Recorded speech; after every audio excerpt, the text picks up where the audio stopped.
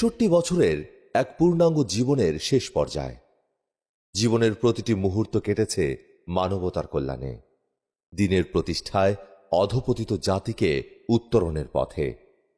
২৩ বছরের নবুয়তের জীবন ছিল সংগ্রামে, ভালোবাসায়, ত্যাগে আর সাফল্যের সোনালী দীপ্তিতে ভরপুর।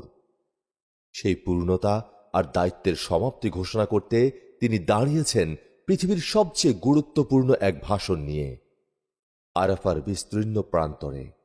বিদায় হজের দিনে 10 হিজরি 9 জিলহজ জুমার দিন। এটা ছিল তার জীবনের প্রথম এবং শেষ হজ। 1 লক্ষেরও বেশি সাহাবা তখন উপস্থিত। সূর্যের তপ্ত আলোয় আলোকিত হয়ে উঠেছিল আরাফার ময়দান। চারদিকে নিস্তব্ধতা, হৃদয়ে অধীর অপেক্ষা। আমি তো বলি আমার জাতি যদি কিচ্ছু না করত, সারাদিন পরে ঘুমানোর সময় যদি হাত দুইটা উঠায়া চোখের একটু পানি ছেড়া বলতো, মালিক এত বড় সংসার, এত ঝামেলা সব সামনে নিয়ে সারা দিন তোর কাছে আসতে পারি নাই, এখন ঘুমাইতে চললাম, সকালে যদি উঠাস তাইলে উঠবো, নাইলে চির নিদ্রা হয়ে যাবে। কেননা ঘুম তো মৃত্যুই,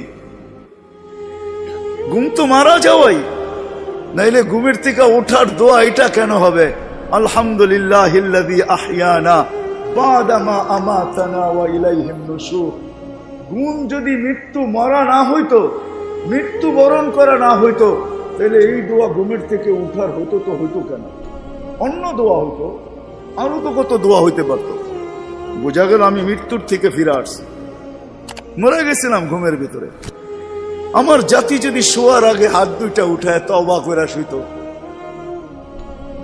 নারী পুরুষ নির্বিশেষে, এইখানে তো এই বিশাল ওই মাথা পর্যন্ত একজনও পাওয়া যাবে কিনা যে ডেলি আমি ঘুমানোর আগে কমসে কম একটু হাত উঠায় তওবা করে হইলেও ঘুমাই, আল্লাহকে বইলা ঘুমাই, আল্লাহ যেমন করার ছিল সারাদিন করতে পারি নাই, যেমন পড়ার ছিল পড়তে পারি নাই, তোমার দিকে ছুটার ছিল ছুটতে পারি নাই, আমি কিন্তু মাপ চায় ঘুমাইতেছি।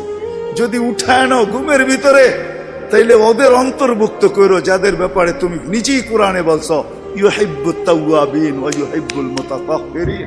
তুমি তওবাকারীকে ভালোবাসো, আমাকেও ভালোবাসার চাদর দিয়া ডাইবেন।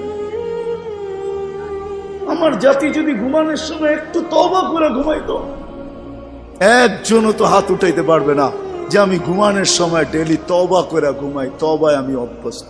যুবক আসো, ভাবো, সবার পায়ে হাত রাখা বলতেছি, যে যে স্থানে আছি, যার যতটুকু পজিশন দুনিয়াতে, রিক্সা চালা।